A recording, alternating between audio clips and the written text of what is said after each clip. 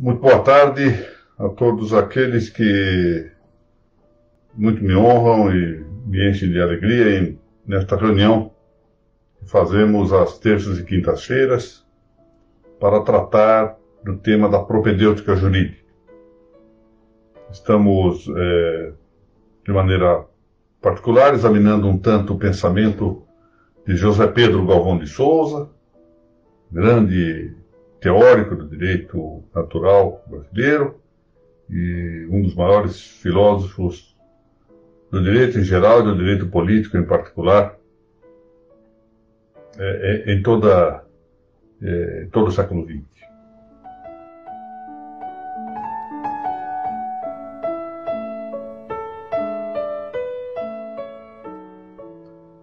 Nós vamos hoje tratar muito brevemente de um tema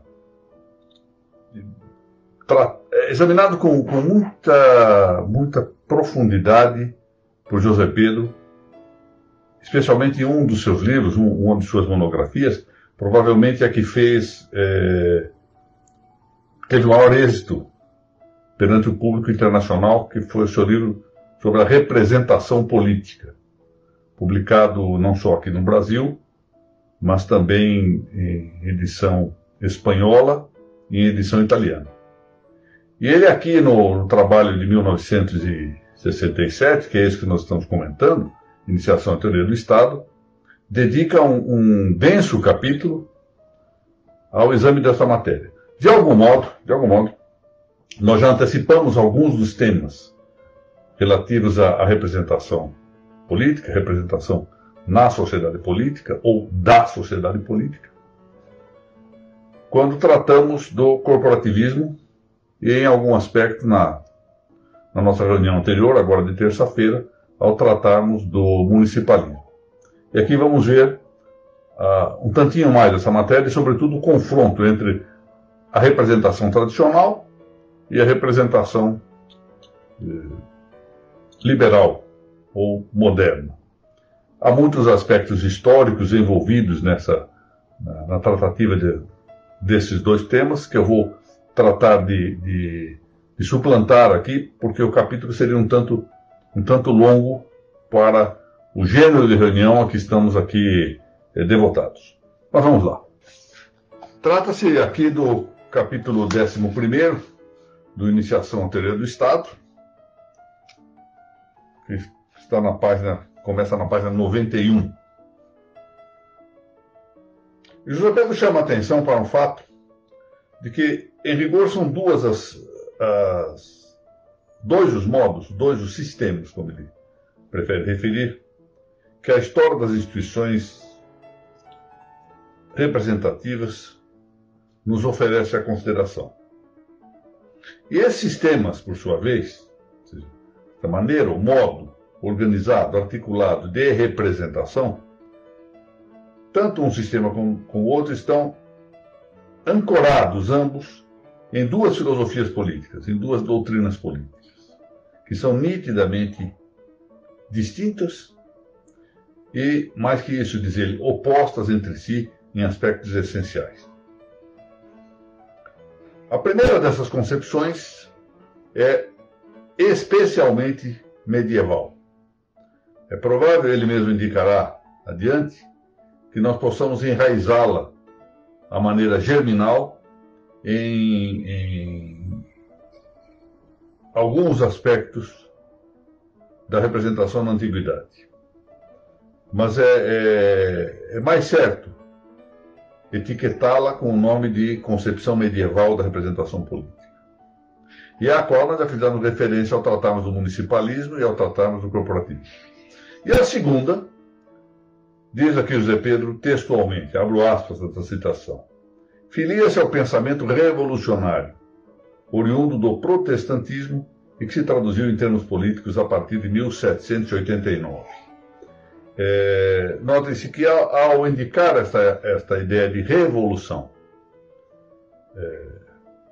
ancorando-a no protestantismo, que foi isso mesmo, foi uma revolução no plano religioso, com consequentes de natureza política, e, sobretudo, apontar o seu momento de culminância na Revolução Francesa de 1789, o que faz o Dr. Zé Pedro é apontar já, a partir daqui, implicitamente, a passagem de um sistema racional e pode dizer assim, verdadeiramente libertário, ou seja, amparado nas liberdades históricas e concretas do povo, para um sistema voluntarista, em que a vontade do povo acaba sendo representada à vontade dos representantes.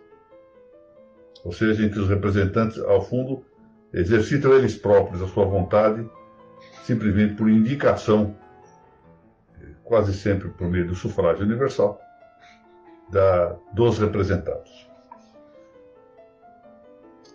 E passa então José Pedro a considerar aqui os dois sistemas separadamente para depois cotejá-los.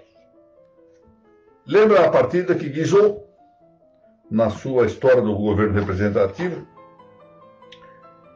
diz que as nascentes das instituições próprias da representação tradicional e, igualmente, por alguns aspectos do sistema liberal, essas nascentes estão nas florestas germânicas, em que os povos do norte da Europa tinham o costume de se reunirem nas clareiras das matas para, então, aí discutirem e tomarem as decisões que correspondessem aos interesses da comunidade. Eram assembleias de José Pedro que nos lembram as das cidades gregas ou as dos cantões suíços em seus primórdios. Mas, conclui o professor, será forçar demais os fatos querer remontar até esses povos germânicos uma continuidade histórica irrefragável para estabelecer as origens dos modernos parlamentos, ou mesmo dos corpos representativos da Idade Média. Digamos, há certos aspectos, poderíamos ali apontar algumas características seminais de um e de outro sistema, nessas reuniões sob a copa das árvores, por assim dizer, dos povos do Norte, mas não se pode dizer que ali esteja realmente a ascendência fundamental desses sistemas. Comecemos, então, a considerar a questão no âmbito medieval. Os corpos representativos da Idade Média, diz José Pedro, formaram-se como um desenvolvimento dos conselhos que os primeiros reis constituíam para se orientarem antes de tomarem as suas decisões. Era comum que os reis se cercassem de conselheiros com que debatia as questões fundamentais para tomar decisões. Esse, aliás, é um conselho formidável. Tomar consulta, ter conselho. Foi um dos períodos mais favoráveis que eu passei na magistratura aqui de São Paulo. Aquele em que eu estava na condição de presidente da seção de Direito Público e reunia os juízes auxiliares para tomar conselho. Realmente eu os ouvia, sabia até mesmo das propensões de um e de outro para poder sopesar. Aquilo era muito interessante. Era muito interessante para tomar uma decisão um pouco mais fundada, com novos argumentos, com diversas perspectivas. E os reis faziam isso na Idade Média. Reuniam seus conselhos. De maneira que isso que era chamada Cúria Régia era uma reminiscência, diz José Pedro, de instituições já conhecidas pelos romanos. E prossegue o texto. Convocados os nobres, companheiros de armas dos antigos chefes bárbaros, e os eclesiásticos, representantes do único poder organizado que se manteve de pé quando desmoronou o Império Romano, mais tarde foram acrescentados elementos vindos das camadas populares. E já então os conselhos passavam a ser corpos consultivos de maior amplitude, em que, com o correr dos tempos, toda a sociedade se fazia representar. Na terça-feira eu observei essa característica que havia nesses conselhos do tempo medieval, mencionando a situação dos fueros da Espanha, em que até para o aumento dos tributos havia reunião de conselheiros e o tema era discutido. Não se podiam criar crimes, não se podia aumentar penas, a combinação de penas, se não fosse ouvido o conselho que assim deliberasse. Deliberasse, nesses casos, até mesmo decidisse nas questões mais graves. E essa era uma característica, realmente, em que se pode apontar, efetivamente, se é que há aqui uma referência adequada à ideia de politeia, ou democracia em sentido legítimo, que é um caso efetivo em que o representante é efetivamente aquele que cumpre a vontade do representado, em vez de cumprir a sua própria vontade. A sociedade estava organizada hierarquicamente e à base de grupos solidamente estruturados. Nela, a família desempenhava um papel de importância capital, e o feudalismo transformava os domínios familiares de um senhor num pequeno estado, dado a exercer o barão em seu feudo poderes inerentes à soberania.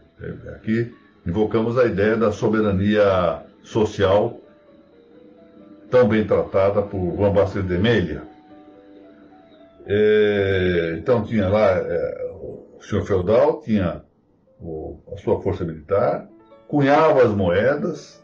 Para nós é uma coisa difícil de entender como é que as moedas tivessem a sua produção em mãos particulares. Mas era assim. E era assim num período em que, com todos os defeitos que são próprios da imperfeição, da própria natureza humana decaída, mas com todos esses defeitos, era assim no melhor período da história da humanidade, que foi o da Baixa Idade Média. Igualmente a tributação e a justiça, isso tudo se decidia lá, dentro dos domínios de um senhor feudal. Por sua vez, o trabalho humano tinha por cenário não a fábrica que segrega do lado, diz José Pedro, mas a própria casa do trabalhador, onde se instalava a oficina. Isso é importante, ou seja, a ideia da indústria familiar, que tende a desaparecer, e é por isso que esses modelos não podem ser pura e simplesmente transplantados, né? Não adotemos aqui essa ideia saudosista, vamos pegar o feudalismo e voltar a instalá-lo. Não é essa a ideia, nem pode ser. Os tempos são outros, as realidades são outras, as circunstâncias são outras. Mas não deixemos de reconhecer, pelo menos, uma essência que pode levar-nos a moldar um sistema mais adequado do que o sistema liberal. Isso em todo o campo, né? Não só no campo político, no campo econômico, uma certa contenção da economia capitalista.